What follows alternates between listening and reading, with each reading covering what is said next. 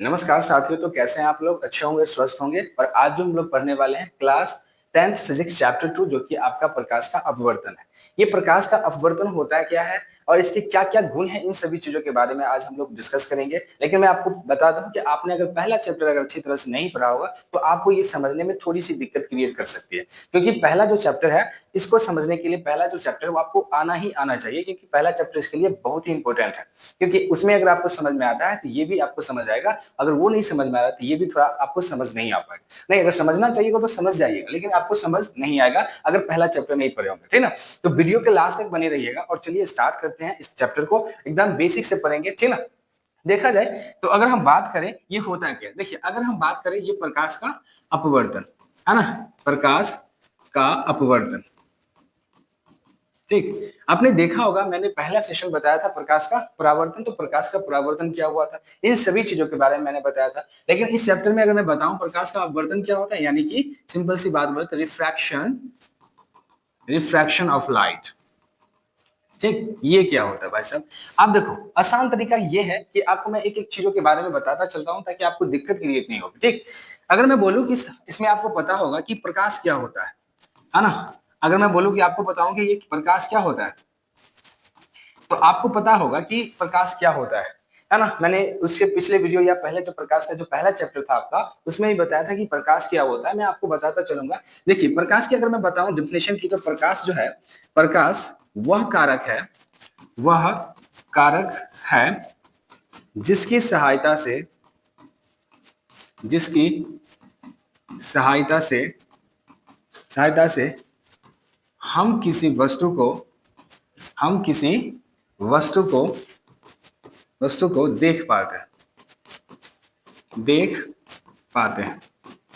ठीक, यानी कहने का मतलब है कि प्रकाश वह कारक है जिसकी सहायता से हम किसी वस्तु को देख पाते हैं, क्योंकि प्रकाश नहीं रहेगा तो किसी वस्तु को हम देख नहीं पाएंगे। उसी प्रकाश का जो परावर्तन था, प्रकाश का अपवर्तन में प्रकाश का डिफिनेशन वही होगा, ठीक है। इसमें थोड़ा सा भी चेंजेस नहीं है।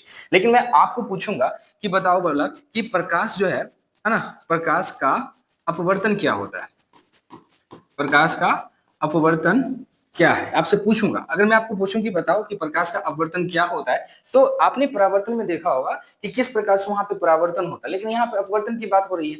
तो अपवर्तन क्या होता है ये इस बात पे हम डिस्कस करेंगे। देखा जाए तो अगर प्रकाश की मैं अपवर्तन की बात करूं तो यहाँ पे याद रखिएगा, जब यहाँ पे याद रखिए कि जब प्रकाश की जो किरण होती है एक माध्यम से दूसरे माध्यम में प्रवेश करती है, ठीक ना। जब कोई प्रकाश की किरण एक माध्यम से दूसरे माध्यम में प्रवेश करती है तो वो थोड़ी सी विचलित हो जाती है, अपने पथ से विचलित हो जाती है, और इस घटना को हम क्या कहते हैं, प्रकाश का अपवर्तन कहते हैं। यानी कि मैं लिख ही देता हूं, ऐसे आप रखिएगा। जब प्रकाश की किरण,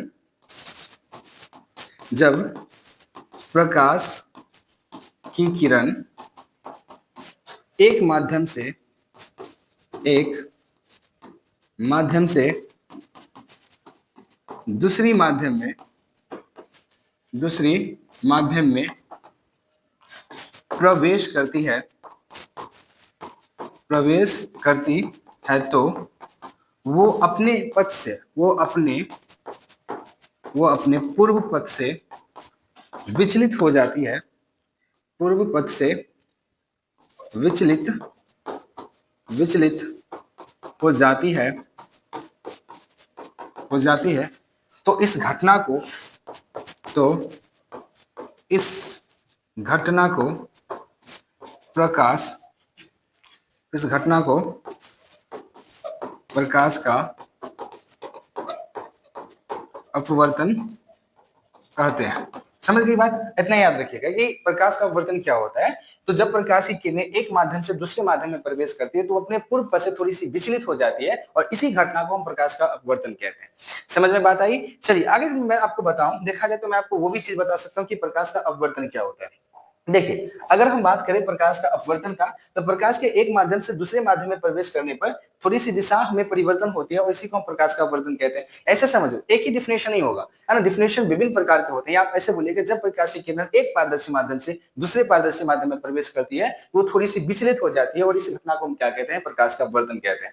इस फिगर को आपको समझना होगा, ये फिगर क्या होता है और फिगर के बारे में आपको समझना होगा, तभी आप समझिएगा, ठीक है। जिस प्रकार से मैंने आपको परावर्तन के नियम बताया था उसी प्रकार से परावर्तन का ये अपवर्तन का नियम यहाँ पे हो सकता है, ठीक है। यहाँ पे इस प्रकार देखिए, ये आप जानते हैं क्या? तो आप ऑलरेडी जानते होंगे यहाँ पे कि ये जो चीजें हैं, है ना, ये जो आपका जो दिखाई दे रहा होगा यहाँ पे जो बात कर जाता है, देखिए यहाँ पे की बात करें, ये है क्या आखिर, ये आप देख रहे होंगे, ये जो चीज है इसको हम बोलते हैं, क्या बोलते हैं? तो परावर्तक सतह बोलते हैं कि अपवर्तक सतह बोलेंगे, तो गौर करिएगा यहाँ पे परावर्तन नहीं होगा, ठीक, क्योंकि हम परावर्तन के बारे में नहीं बोल रहे हैं, ना पढ़ रहे हैं, यहाँ पे अपवर्तक सतह होगा, ठीक। तो इसको जो हम लोग कहते हैं, इसको बोलते हैं अपवर्तक सतह।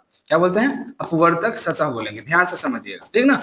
और देखिए, अगर मैं बताऊं कि ये एक प्रकार से अपवर्तक सतह है, लेकिन कोई जो किरण है इस प्रकार से जा रही है, क्या नहीं, कुछ इस प्रकार से जा रही है, वो अगर सीधा चली जा रही है, क्या कर रही है? सीधा चली जा रही है। जाना चाहिए था प्लस, इसको सीधा जाना चाहिए, ठीक, लेकिन यहाँ पे ऐसा नहीं होता है कि ये जो आपतित किरण है वो क्या करता है कि एक माध्यम से जाता है, जैसे ही दूसरे माध्यम में जाता है, वो क्या होता है, अपने पूर्व पथ से थोड़ी सी विचलित हो जाती है ना, यानी कि या तो आगे की ओर विचलित होगा, या थोड़ा इधर होगा, यानी या तो हटेगा या तो पास आएगा, यही होगा विचलित। तो यहाँ पे कहने का मतलब है, ये क्या होता है, थोड़ी से अपनी ओर क्या थोड़ी हो जाती है, विचलित होकर क्या हो जाती है, थोड़ी सी मुड़ जाती है, ठीक, ऐसा समझिएगा। कोई बात नहीं, मैं आपको थोड़ा डिटेल में समझाने का प्रयत्न कर रहा हूँ, देखिए।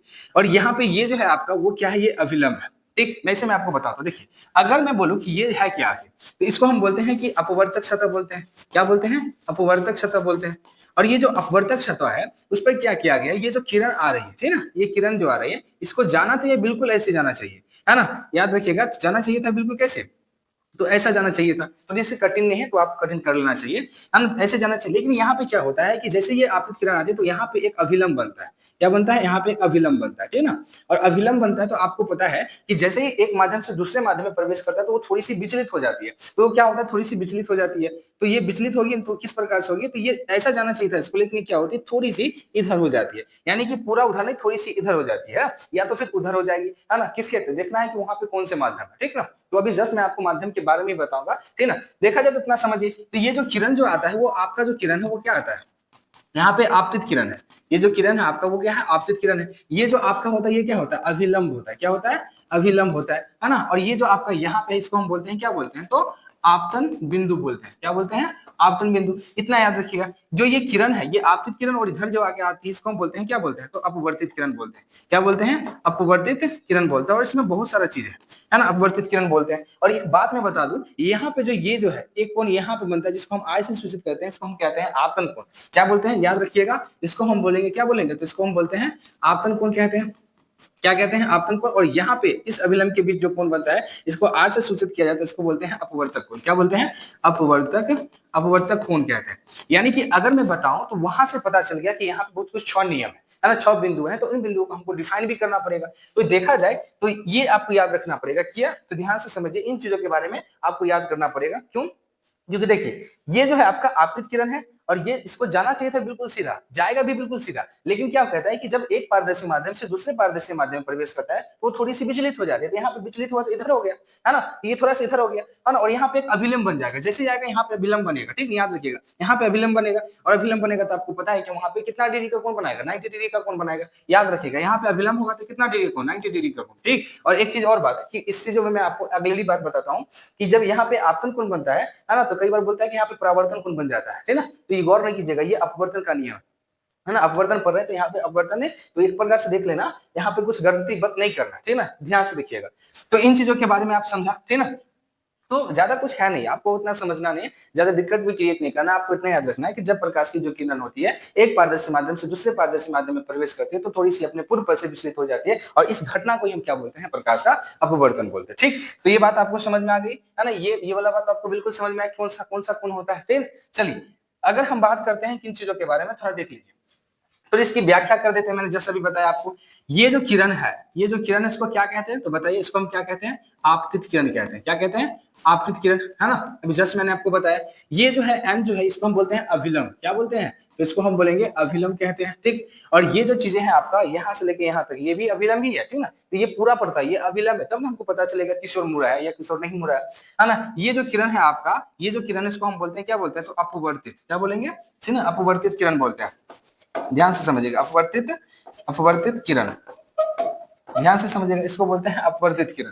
और आगे जो है ये आपका यहाँ पे है, इसको बोलते हैं हम आपतन बिंदु। क्या बोलेंगे? आपतन बिंदु बोलते हैं। और कुछ छोटा, हाँ, एक ये छोटा जिसको हम बोलते हैं आपतन कोण। क्या बोलते हैं? आपतन कोण। और यहाँ पे बोलते हैं अपवर्तन कोण। क्या बोलते हैं? अपवर्तक कोण। मतलब इतना समझिए, वो 6 चीजों के बारे में आपको जानना, ठीक। तो ये कुछ 6 चीजें हैं। पहला जो आपका जो है, ये क्या है आपका, कि ये आपतित किरण, अपवर्तित किरण, अभिलंब, आपतन बिंदु, आपतन कोण और अपवर्तन कोण, ये 6 जो चीजें आपको इसमें याद करना ही होगा क्योंकि यहाँ सभी क्वेश्चन आते हैं। ठीक, तो आप अपने हिसाब से डिफिनेशन बहुत अच्छी तरह से दे सकते हो। डिफिनेशन की बात करें तो एक की डिफिनेशन देखा जाए। सबसे पहले अगर मैं बात करूं यहाँ पे आपतित किरण की, क्या बोले, आपतित किरण की, ये आपतित किरण होता है क्या है ना, ये होगा क्यों, इसका डिफिनेशन कैसे करोगे, तो देखिए आपतित जो किरण है, आपने जस्ट मैंने बताया कि यहाँ पे क्या होता है, अपवर्तक सतह होता है। तो ना यहाँ पे याद रखिएगा कि अपवर्तक सतह पे पड़ने वाली किरण को, ठीक है, याद रखिएगा, यहाँ पे कर सकते हो आप अपवर्तक, अपवर्तक सतह पर पड़ने वाली प्रकाश की किरण, अपवर्तन सतह पर पड़ने वाली किरण को या प्रकाश की किरण को सीधे, या अपवर्तक सतह पर पड़ने वाली किरण को ठीक ना, आपतित किरण कहते हैं। क्या कहते हैं, आपतित किरण कहते हैं। समझ में बात आई कि अपवर्तक सतह पर पड़ने वाली किरण को क्या कहते हैं, आपतित किरण कहते हैं। दूसरा जो था आपका वो क्या था, तो याद कीजिएगा, दूसरा आपका क्या है ना, क्या है आपका दूसरा, तो दूसरा जो है आपका क्या है, अपवर्तित किरण। क्या है, अपवर्तित किरण, ये होता है क्या है, तो एक बात आपको पता है ये इसका डिफिनेशन कैसे होगा, तो अपवर्तित किरण क्या होता है, तो याद रखिएगा कि जिस माध्यम, दूसरे माध्यम में जाने वाली किरण को, ठीक, याद रखिएगा यहाँ पे दूसरे माध्यम में जाने वाली दूसरे माध्यम में जाने वाली प्रकाश की किरण को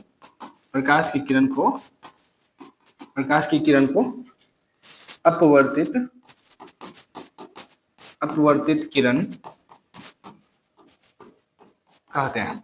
ठीक, अपवर्तित किरण कहते हैं, यानी कि दूसरे माध्यम में जाने वाली जो प्रकाश की किरण है उसको क्या कहते हैं, तो अपवर्तित किरण कहते हैं। तीसरा क्या है आपका, तो देखिए तीसरा क्या है, तीसरा मैंने बताया था अभी आपतन बिंदु।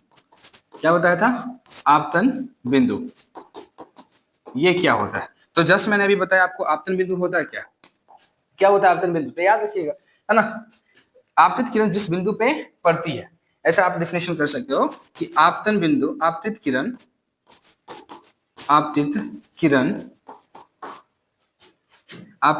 जिस बिंदु पर पड़ती है उसे आपतन बिंदु कहते हैं। क्या कहते हैं, उसे आपतन बिंदु कहते हैं। समझ में बात आई, डिफिनेशन लिखने में थोड़ी सी टाइम ज्यादा लग जा रही है, ठीक, तो मैं बोल के ही काम चला सकता हूँ वैसे, ठीक ना, डिफिनेशन अगर लिखना है तो आप बिल्कुल लिखिए, कोई दिक्कत नहीं, थोड़ी सी टाइम ज्यादा आ जाती है इसमें ना, मैं आपको क्या करता हूँ थोड़ी सी इससे ही बता देता हूँ। ठीक, चलिए, अगर मैं अभी आपको जस्ट मैंने बताया कि यहाँ पे ये जो डिफिनेशन है आपका, जस्ट ये चीज के बारे में कि ये एक्चुअली में होता है क्या है, आपतित किरण, तो आपतित किरण क्या होता है, ठीक, तो याद कीजिएगा कि जो आपतित किरण होता है इसको हम बोल सकते हैं किसी इस प्रकार से, क्या बोलेंगे, तो गौर करेंगे कि आपतित किरण, क्या आपतित किरण अपवर्तक सतह पर पड़ने वाली किरण को क्या बोलते हैं, आपतित किरण कहते हैं। अपवर्तक सतह कौन होता है, तो आपको जस्ट मैंने बताया, ये जो वहां पर लिखा जाता है इसको बोला जाता है, क्या बोला जाता है, तो अपवर्तक सतह बोला जाता है, यानी कि इसके नीचे जो चीज होता है घिसा जाता है उसको क्या कहते हैं, अपवर्तक सतह कहा जाता है। तो अपवर्तक सतह पर पड़ने वाली किरण को क्या बोलते हैं, आपतित किरण कहते हैं। अपवर्तित किरण क्या है, तो दूसरे माध्यम में जाने वाली प्रकाश की किरण को क्या कहते हैं, आप क्या अपवर्तित किरण कहते हैं। तीसरा में जो है आपका वो अभिलंब है। अभिलंब क्या हुआ, तो अपवर्तक सतह पर पड़ने पर खींचे गए, है ना, वहां पे मैंने आपको बताया था क्या, तो आपतन बिंदु के बारे में यहाँ पे अभिलंब है, तो घबराना नहीं है। अभिलंब जो है अपवर्तक सतह पर खींचे गए लंब को क्या कहते हैं, अभिलंब कहते हैं। ये आपका कुछ डिफिनेशन जो 6 मुख्य बिंदुओं के बारे में बताता है, ठीक, 3 और हैं जो आप देख लीजिए। 3 के बाद में बोला गया कि आपतन बिंदु क्या होता है, तो अपवर्तित किरण जिस सतह पे क्या आके टकराती है या पड़ती है, ठीक ना, कहते हैं पड़ती, उसे क्या कहते हैं, आपतन बिंदु कहते हैं। यानी कि जो यहाँ पे बोला गया जो आपतित किरण है ना, वो क्या करता है, किसी बिंदु पे आकर टकराती है, जिस बिंदु पे आकर टकराती है ना, उसी को हम बोलते हैं, क्या बोलते हैं, तो आपतन बिंदु कहते हैं। आपतन कोण क्या है, तो आप बस को आपको एक चीज ध्यान देना होगा, वहां पे जो आपतन कोण है ना, या उसके बीच में अभिलंब है और वहां पे जो आपतन बिंदु, उन तीनों के बीच में जो कोण बनता है ना, उसी को हम बोलते हैं आपतन कोण। जैसे मैं आपको लिख दिया वहां पे, आपतित किरण आपतन बिंदु पर खींचे गए अभिलंब से जो कोण बनता है उसे क्या कहते हैं, आपतन कोण कहते हैं। और आपतन कोण को किससे सूचित किया जाता है, तो यहाँ पे आई से सूचित किया जाता है, ठीक। उसके बाद है अपवर्तन कोण क्या होता है, तो अपवर्तन कोण क्या होता है, तो अपवर्तित किरण आपतन बिंदु पर खींचे गए अभिलंब से जो कोण बनता है उसे हम क्या कहते हैं, अपवर्तन कोण कहते हैं। और इसको किससे सूचित करते हैं, तो आर से सूचित करते हैं, ठीक। तो ये जो बातें हैं, ये जो बातें जो आपको मैंने बताया, ये तो आपका इसमें बेसिक सी जो बात है, लेकिन मैं आपको बताना चाहता हूं कि देखिए अब हमको जो पढ़ना पड़ेगा, ठीक, अब हमको जो पढ़ना पड़ेगा प्रकाश की चाल के बारे में पढ़ना पड़ेगा। तो प्रकाश की जो चाल है मैंने पहले चैप्टर में बताया था और इस चैप्टर में भी बताऊंगा। देखिए क्या करना पड़ता है कि जब प्रकाश की चाल आती है तो उसकी जो प्रकाश की जो चाल के माध्यम की बात करें तो वो अलग अलग होता है ना। अगर मैं बताऊं कि जो प्रकाश की जो चाल है ना, ये प्रकाश प्रकाश की चाल, तो मैं आपसे पूछना चाहता हूं कि माध्यम यहाँ पे आपका अलग अलग आएगा, ठीक, वो चीज मैं आपको जस्ट समझाऊंगा एक एक चीजों के बारे में। आप सोचोगे ये चीज छोटा जा रहा है, ऐसा कुछ नहीं। देखिए प्रकाश की जो चाल की बात करें तो मैंने आपको तीन चीज बताया था कि जो प्रकाश की जो चाल होता है वो तीन चीजों में कैसे कैसे अलग अलग होता है। क्योंकि देखो हर एक, देखिए प्रकाश की चाल की बात करें तो जो प्रकाश की चाल है वो अलग अलग माध्यम में अलग अलग जैसा काम करेगा, करेगा कि नहीं करेगा, बिल्कुल करेगा। अगर यहाँ पे देखा जाए तो हम देखा जाए तो अगर मैं पूछूंगी कि वायु में, यहाँ पूछेंगे कि वायु में, है ना, वायु में प्रकाश की चाल कैसा होगा, वायु में प्रकाश की चाल कितनी होती है, कितनी होती है, तो वायु में प्रकाश की चाल कितनी होती है तो आप जानते होंगे। सच ना कमेंट में आंसर का जवाब भेज दीजिएगा, कोई दिक्कत ना, आसान होता है ना। क्योंकि देखिए वायु में प्रकाश की चाल कितनी होती है तो सब जानते हैं कि वायु में प्रकाश की चाल कितनी होगी, तो आप जानते होंगे कितना होता है। तो आप जानते हैं कि 3 लाख किलोमीटर पर सेकंड क्या होता है, 3 लाख किलोमीटर पर सेकंड होता है। और दूसरा मैंने आपको बताया था, क्या बताया था, तो यहाँ बताया था पानी, क्या बताया था, पानी में प्रकाश की चाल, पानी में प्रकाश की चाल, ठीक ना, वो कितनी होती है ना, प्रकाश पानी में कितनी होती है, मैं आपसे पूछूंगा ऐसा, है ना, क्वेश्चन में भी आता है कितनी होती है। तो याद रखना वहां पे जो होता है 2,25,000 किलोमीटर, किलोमीटर प्रति सेकंड होता है। और तीसरी जो बात है कांच में प्रकाश की चाल, कांच में प्रकाश प्रकाश की चाल, प्रकाश की चाल कितनी होती है, कितनी होती है, तो वो कितनी होती है, तो वो जो है आपका होता है 2 लाख किलोमीटर, 2 लाख किलोमीटर पर सेकंड। एक बात गौर करने वाली बात है कि यहाँ पे प्रकाश की चाल जैसे जैसे यहाँ पे क्या होती है, जिसका घनत्व तो बढ़ता जा रहा है ना, जिसमें जो प्रकाश की जो चाल है, जिसमें मतलब कि प्रकाश बहुत धीमी से गति से चला है, यानी कि जिसमें कुछ नहीं है, मतलब जो माध्यम एकदम फ्रेश फ्रेश है ना। अभी देखिए माध्यम की बात करें ना तो जस्ट मैं आपको बताऊंगा, घबराने वाली बात नहीं। तो यहाँ पे जो वायु में जो प्रकाश की चाल है वो कितना है, 3 लाख किलोमीटर। क्योंकि यहाँ पे आप देख सकते हैं वायु को, बिल्कुल नहीं देख सकते, वो पारदर्शी माध्यम है ना, ये भी एक पारदर्शी माध्यम है, लेकिन उसको हम देख पाते हैं, थोड़ी थोड़ी देख पाते हैं, और कांच तो है ही पारदर्शी माध्यम। तो देखना इसमें क्या होता है कि ऊपर से नीचे तक आता है तो क्या होता है, धीरे धीरे क्या करता है कि जो प्रकाश की चाल है ना वो क्या होता है, घटता चला जा रहा है। क्यों घटता चला रहा है तो मैं आपको जस्ट बताता चाहता हूँ। देखिए अभी जस्ट मैं इसको ध्यान से समझाता हूँ कि प्रकाश की जो चाल होती है वो विभिन्न माध्यमों में, जो प्रकाश की जो चाल है ना वो विभिन्न माध्यम में क्या होता है कि प्रकाश की जो चाल है भिन्न भिन्न होती है, यानी कि अलग अलग माध्यम में प्रकाश की जो चाल क्या होती है, अलग अलग होती है। याद रखिएगा प्रकाश की चाल क्या होती है, अलग अलग माध्यम में अलग अलग होती है। और यहाँ पे बताया गया, मैंने बताया कि प्रकाश की जो किरण है वो निर्वात, निर्वात क्या होता है तो मैंने आपको बता दिया था कि निर्वात ये होता है कि जहां पे हवा नहीं होता है, जहां पे हवा नहीं होता है वहां पे प्रकाश की जो गति है वो सबसे तेज है, किससे, तो हवा से भी ज्यादा प्रकाश की गति वहां पे काम करती है। लेकिन इसको दोनों में तुलना करके बताया गया, बिल्कुल उल्टा ही माना गया, ठीक है ना। तो बोला जाता है कि प्रकाश की जो निर्वात या शून्य में जो सबसे अधिक होती है, क्या उसकी गति, उसकी जो स्पीड है उसमें सबसे ज्यादा होती है कहां पे, तो निर्वात में, ठीक। और यहाँ पे बताया गया 3 लाख किलोमीटर, और 3 लाख किलोमीटर प्रति सेकंड की गति से चलता है। तो मैं आपको बताऊंगा कभी बार अगर क्वेश्चन में क्या होगा कि प्रकाश की चाल सबसे ज्यादा किसमें होती है, तो वहां पर ऑप्शन रहेगा निर्वात रहेगा, वायु रहेगा, पानी रहेगा, कांच रहेगा, तो इसमें ऑप्शन सही कौन होगा। तो याद रखिएगा अगर निर्वात वायु दोनों है तो याद रखना वहां पे आपको निर्वात में ऑप्शन लगाना है, क्योंकि निर्वात जो होगा वहां पे सही राइट आंसर होगा, ठीक ना, क्योंकि निर्वात में सबसे ज्यादा प्रकाश की किरण होती है, ठीक ना। आगे यहाँ पे देखा जाए वायु में प्रकाश की चाल निर्वात से थोड़ी सी कम होती है, इसको देखो यहाँ पे माना गया, तो वही माना गया, क्यों माना गया कि उससे ना जैसे कि मैक्सिमम माना जाता है कि जो प्रकाश की चाल है ना वायु में मतलब निर्वात में होता है उतना ही लेके चला जाता है, किसमें, वायु में भी, ठीक है ना। तो घबराना नहीं, इसमें भी कितना कहा गया तो 3 लाख किलोमीटर, है ना, किलोमीटर प्रति सेकंड ही माना जाता है। इसमें 0.1 घटा हुआ 9 में से इतना देखा, इससे ज्यादा कुछ नहीं है। आगे जो आपका पानी में प्रकाश की चाल, तो आप जस्ट मैंने बताया कितना होता है 2,25,000 किलोमीटर। उसी प्रकार से कांच में प्रकाश की जो चाल है वो क्या होता है, क्या होगा तो 2 लाख किलोमीटर। लेकिन मैं आपको अब मैं बताना चाहता हूँ एक चीज, ठीक। आपने देखा होगा जब तक मैंने माध्यम माध्यम की बात बोले तो यहाँ पे एक चीज बात है कि पारदर्शी, है ना, ये पारदर्शी माध्यम क्या होता है, यहाँ पे आएगा आपका है ना, पारदर्शी माध्यम। अब यहाँ पे समझ में आएगा, जब जब से मैं माध्यम माध्यम बोला वो तो आपको समझ नहीं आता हो। लेकिन आप बताइए जो पारदर्शी माध्यम कितने प्रकार का होता है, तो देखिए ध्यान से समझिए। पारदर्शी माध्यम की अगर बात करें तो जो पारदर्शी माध्यम है वो 2 प्रकार का होता है। पहला जो होता है वो विरल माध्यम होता है, क्या होता है, विरल माध्यम, ध्यान से समझिएगा। और दूसरा जो होता है आपका वो क्या होता है, सघन माध्यम होता है, क्या होता है, सघन माध्यम होता है। यानी कि विरल माध्यम, दूसरा क्या होता है, सघन माध्यम होता है। तो मैं पूछूंगा भाई साहब, पूछूंगा कि ये सघन माध्यम और विरल माध्यम क्या होता है ना, क्या होता है कि सघन माध्यम और विरल माध्यम बताना होगा आपको, ठीक। तो देखिए अगर हम बात करें कोई चीज के बारे में कि ये होता क्या है सघन माध्यम और विरल माध्यम के बारे में, तो अच्छी तरह से आप समझते होंगे, बिल्कुल समझते होंगे। देखिए चलिए अगर मैं बात करूं इसके बारे में, विरल माध्यम के बारे में, है ना, विरल माध्यम, ठीक, ये क्या होता है? देखिए पारदर्शी माध्यम दो प्रकार का होता है, एक विरल माध्यम होता है, दूसरा क्या होता है, सघन माध्यम होता है। और ये विरल माध्यम क्या होता है? देखिए जहां पे जो प्रकाश की किरण जो हो वो बहुत ही क्या हो, मतलब बहुत ही स्पीड चलता हो, है ना, उसका कोई तोड़ नहीं है, जितना आप जानते हो उतना जानते हो। लेकिन जब विरल की बात करें तो यहाँ पे जो प्रकाश की जो चाल है वो क्या होती है, सबसे ज्यादा गति से काम करती है, मतलब चलती है। और यहाँ पे अगर सघन माध्यम की बात करें तो यहाँ पे प्रकाश की गति जो होती है वो क्या होती है, जिसके तुलना में, तो किसके तुलना में, तो विरल माध्यम की तुलना में थोड़ी सी कम मानी जाती है। जैसे जैसे इसकी जो घनत्व होगी ज्यादा होगी, प्रकाश की जो चाल होगी वो कमती चली जाएगी। जैसे कि पानी, वायु में किस प्रकार से प्रकाश की चाल 3 लाख किलोमीटर है, हाँ, पानी में क्या उससे थोड़ी घट गई, है ना, कांच में क्या उससे थोड़ा घट गया। जैसे जैसे जिसका घनत्व बढ़ते जा रहा है उसका जो उसमें जो प्रकाश की किरण है वो क्या होती है, घटती चली जाती है, ठीक ना, जो उसकी जो स्पीड होती है वो घटती चली जाती है। विरल माध्यम की बात करें क्या बोले, तो देखिए विरल माध्यम होता है क्या है, तो एक्चुअली यहाँ पे आपको गौर करना पड़ेगा। जैसे कि आप अगर सोचते होंगे विरल माध्यम क्या होता है ना, सघन माध्यम क्या होता है, तो यहाँ पे कुछ नहीं करना, आपको एक काम करना कि विरल माध्यम से जैसे सघन माध्यम में जाएगा प्रकाश की किरण तो वहां पे बहुत तेज होता है प्रकाश की किरण, है ना, सघन माध्यम से विरल माध्यम ऐसे जाएगा, प्रवेश करेगा तो वो क्या होता है, थोड़ी सी किसकी ओर मिलती है, तो बैक की ओर मिलती है, कि अभिलंब की ओर झुकती है या अभिलंब के बाद मिलती है। तो इन सभी चीजों के बारे में अभी बताऊंगा आपको। देखिए अगर अभी बताऊं आपको, तीन चीजों के बारे में आप तो समझते ही होंगे, है ना, अभी जस्ट मैंने आपको बताया विरल माध्यम और सघन माध्यम के बारे में, है ना, ऐसा समझिए। पहले मैं आपको इन चीजों के बारे में ही बता देता हूँ। देखिए अभी जस्ट मैंने अभी बताया आपको, क्या बताया, जो पारदर्शी माध्यम होता है वो दो प्रकार का होता है, एक सघन माध्यम होता है, दूसरा विरल माध्यम होता है ना। तो वायु की अपेक्षा जो पानी जो होते हैं प्रकाश का सघन माध्यम माना जाता है।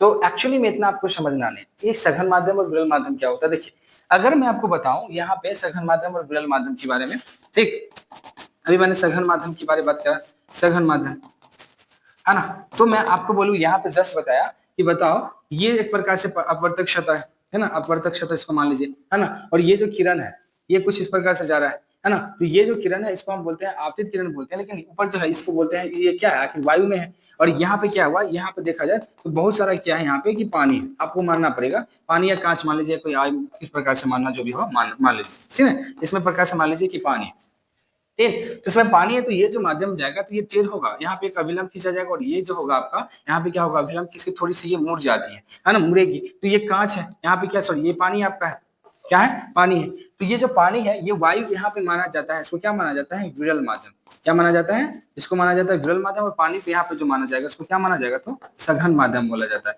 क्यों माना जाता है आप ध्यान से समझिए। अगर मैं किसी दिन आपसे पूछूं कि बताओ यहाँ पे जो ये जो पारदर्शी माध्यम है दो प्रकार का होता है, एक विरल माध्यम होता है, एक सघन माध्यम होता है, ये कैसे होता है, बताऊंगा कि बताइए ये है क्या आखिर।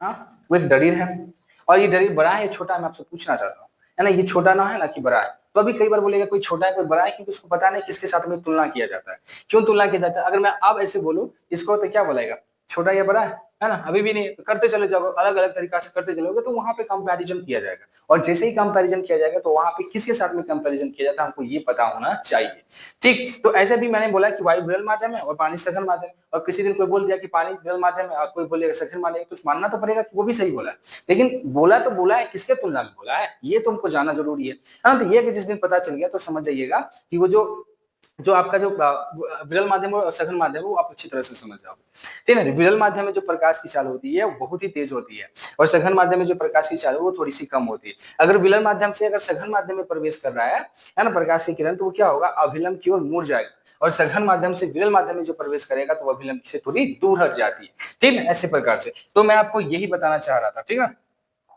देखिए तो ये बता रहा था कि वायु की अपेक्षा, वायु अभी जैसे मैंने वायु की अपेक्षा जो है पानी जो है प्रकाश का क्या है, सघन माना गया। वायु की तुलना में जो यहाँ पे प्रकाश गया कि पानी को जो माना गया वो सघन माना गया है, लेकिन जस्ट बोला गया कि पानी की अपेक्षा जो वायु का प्रकाश को विरल माना गया।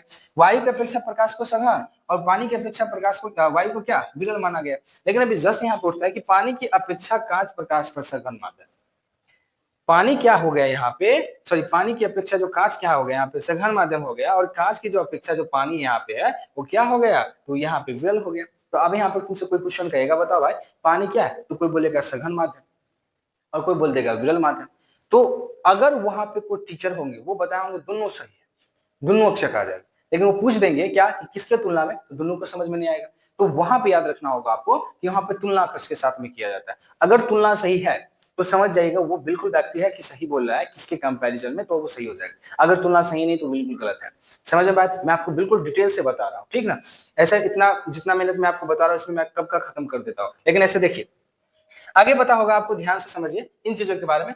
देखिए एक नोट है आपका, इस गौर कीजिएगा। यहाँ पे बोला गया कि प्रकाशीय घनत्व पारदर्शक पदार्थों का एक गुण होता है ना। कहा है कि जो प्रकाशीय घनत्व होता है ना वो पारदर्शक पदार्थ का एक गुण होता है कि जैसे जैसे उसकी मतलब उसकी घनत्व बढ़ती रहती है, उसमें जो पारदर्शी जो प्रकाश की किरण तो उसको क्या घटती चली जाती है ना। बोला जाता है कि जिस माध्यम में प्रकाशीय घनत्व जितनी ही अधिक होती है, जिस माध्यम में बोला कि जिस माध्यम में प्रकाश का जो घनत्व है वो जितना अधिक होता है उसमें जो प्रकाश की जो चाल होती है ना उतनी ही कम होती है ना। पानी का घनत्व देखा जाए कांच की तुलना में थोड़ी सी ज्यादा है, सॉरी कम है। कांच में ज्यादा है, पानी में कम है, वायु में भी कम है। तो ऐसे घनत्व अगर जैसे ही उसका क्या होगा ज्यादा होगा, उसमें क्या होगा प्रकाश की किरण घटती चली जाएगी, है ना। तो मैं भी जस्ट एक चीज छोड़ ही दिया हूँ, आपको मैं वो चीज बता ही देता हूँ ताकि इसमें कुछ चीज रह ना जाए। जैसे कि मैं बताऊँ कि अभी जस्ट मैंने बताया आपको इन चीजों के बारे में, तो पारदर्शी के माध्यम के बारे में, पारदर्शी माध्यम, ठीक है माध्यम। ये अभी जस्ट मैंने बताया दो प्रकार का होता है। एक जो होता है आपका विरल माध्यम, ठीक, और दूसरा जो आपका होता है वो सघन माध्यम, ठीक। इसमें अगर मैं बताऊं कि विरल माध्यम कैसा होगा तो देखिए विरल माध्यम में एक बात बोला जाता है, विरल माध्यम, विरल माध्यम में क्या होता है जब प्रकाश की किरण, जब प्रकाश की किरण, प्रकाश की किरण विरल माध्यम से, विरल माध्यम से सघन माध्यम में, सघन माध्यम में जाती है तो, जाती है तो अभिलंब की ओर, तो अभिलंब की ओर मुड़ जाती है, मुड़ जाती है। और याद रखना होगा आपको कि विरल माध्यम में प्रकाश की चाल सबसे ज्यादा होती है ना। दूसरा जो है आपका सघन माध्यम, ये क्या होता है जब प्रकाश की किरण, जब प्रकाश की किरण सघन माध्यम से,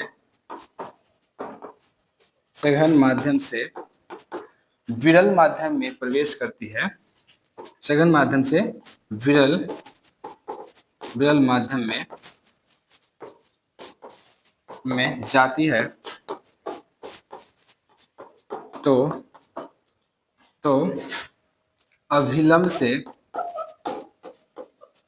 अभिलंब से, अभिलंब से दूर हट जाती है, हट जाती है, ठीक। इतना याद रखिएगा, अभिलंब से दूर हट जाती है ना। ये आपका कुछ इस प्रकार से आप अच्छी तरह से देख लीजिएगा, है ना। आगे की बात करते हैं, हम आपको एक चीज बताना चाहें। देखिए ये एक प्रकार का क्या है, कांच का सिल्ली है। ऐसे मान लीजिए कांच का सिल्ली है, ठीक।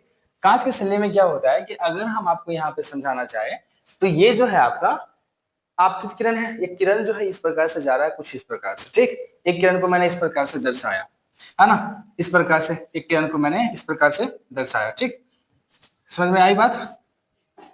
एक किरण को मैंने इस प्रकार से समझाया कि कुछ ये किरण जो जा रही है एक प्रकार की इस प्रकार से जा रही है, और एक किरण क्या हो रहा है कुछ इस प्रकार से जा रहा है, ठीक। अब यहाँ पे मैं आपसे पूछना चाहता हूँ, क्या पूछना चाहता हूँ कि अगर ये आपतित किरण है, ठीक ना, ये क्या है आपका आपतित किरण है, और ये क्या है आपका इधर जो आता है, ये थोड़ी सी ऐसा समझिए कि ये जो है आपतित किरण, और ये जो किरण आ रहा है आपतित किरण, और यहाँ जो ये आ रहा है यहाँ से अंदर जा रहा है उसको हम बोलते हैं परावर्तित किरण। बट यहाँ पे है क्या, तो देखिए आपको यहाँ पे थोड़ा दिक्कत क्रिएट करेगा क्योंकि ये दो लाइन किस प्रकार से पड़ा हुआ है, तो इसे समझना है आपको कि ये जो है आपका ये एक प्रकार से क्या है, ये आपतित किरण, और ये जो जा रहा है इसको हम बोलते हैं क्या बोलते हैं, तो अपवर्तित किरण बोलते हैं।